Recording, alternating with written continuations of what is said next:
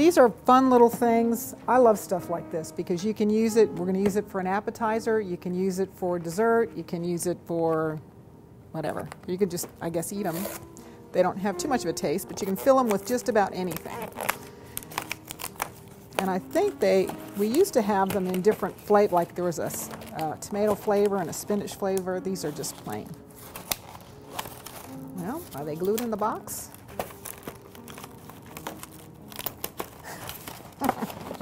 Oh, come on. I do. What is going on? I did not have, there we go. I did not have that trouble earlier. After that, in the beginning when we had that whole incident with the can opener stuff, I thought we finally got that straightened out. All right, and we're simply going to put these on a baking sheet because we can't bake in that. And these are just little cute things. Like I said, they're already baked. So if you just wanted to fill them with some little chocolate mousse or strawberry mousse or whatever. I thought we were looking at the package earlier and it looks like they have like some kind of caramel or peanut butter in there with a big chocolate kiss on there. That'd work. Is it? Yes, they're in the frozen food and they're over by the Cool Whip.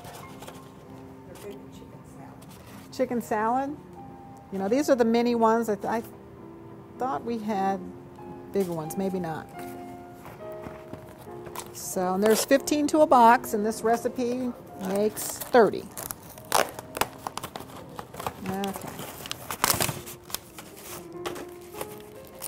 That one came out okay. All right. These look very beautiful. All right, so we're going to put all these out. And you don't have to, these are thawed out, but you don't have to do that because you are going to bake them. So you could take them right from the freezer and put your mixture in there. All right. Now I got the sun-dried tomatoes in the package. It's not oil. You can buy them with oil in a jar, or you can buy them like this. These are dried. I chopped them up, which is a better plan to chop them up. Let me come over here first, and then put them in the water. And like I said, since these are dried like this, what I did was just put them in a bowl, covered them with some boiling water, and let them sit. It says 2 minutes, whatever time. So you can go ahead and do something else while you're letting these sit, and they'll come back to have a little bit. They won't be like plump, but they'll be a little bit more moist than they are right out of the package. And it's a very intense tomato flavor because they are dried like that. So it's like the whole tomato that's been dried and dried and dried and dried and dried.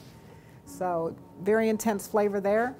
We've got a little Swiss cheese, a little bit of milk. Get rid of this. Some salt and pepper. Here, salt and pepper. Move this over. Okay. And we're going to mix up a little mixture. I guess we'll just use our same little egg bowl. So we haven't put anything in here that doesn't need to be touched anything. Okay.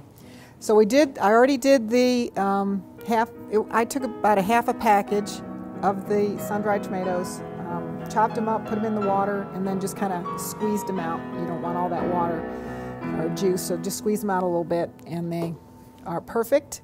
We've got our dough shells sitting there. We've got our oven on. Okay. We need to whisk our eggs, and we just need 2 eggs this time. I'm going to have fun cleaning up all those eggshells. Okay. Whisk them up. And we've got 3 tablespoons of milk. That with our milk. That just sort of breaks up the egg a little bit.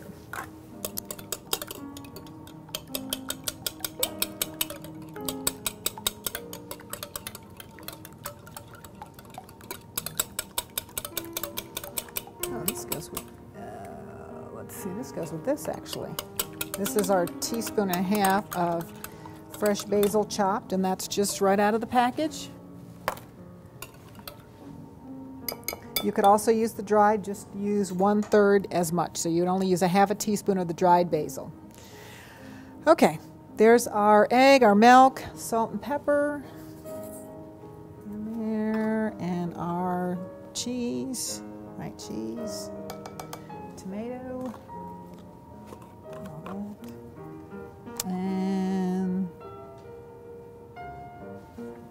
When do we put the basil in? We'll just put the basil in. I don't know why it doesn't say that. Gotta get a new typist, I think. Okay. There's our filling.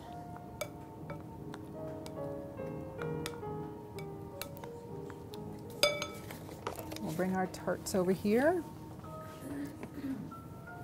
Get a little spoon.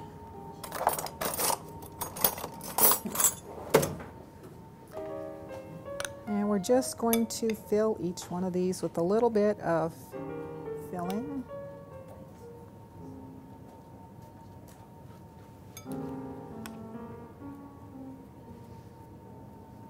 I thought about doing these a little bit different by putting the, oops, a little bit too much. And a lot of times you can do quiches this way, is by putting cheese in each one of these and a little tomato in each one of these, a little basil in each one of these, and then pour the egg. And I thought, I don't think so. Which is, if we were making a big one, I think that's what I would do. I would layer the cheese in the bottom with the tomato and the basil, and then pour the egg mixture over the whole thing.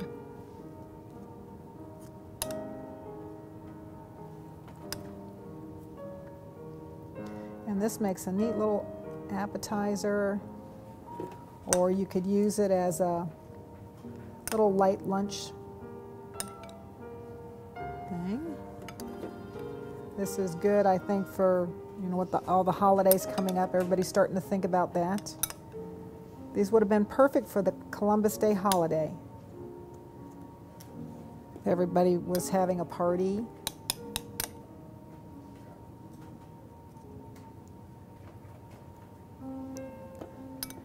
All right.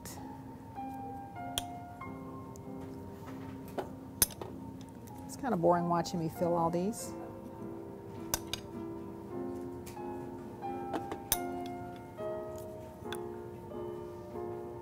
Almost looks like angel hair pasta in here. Oops.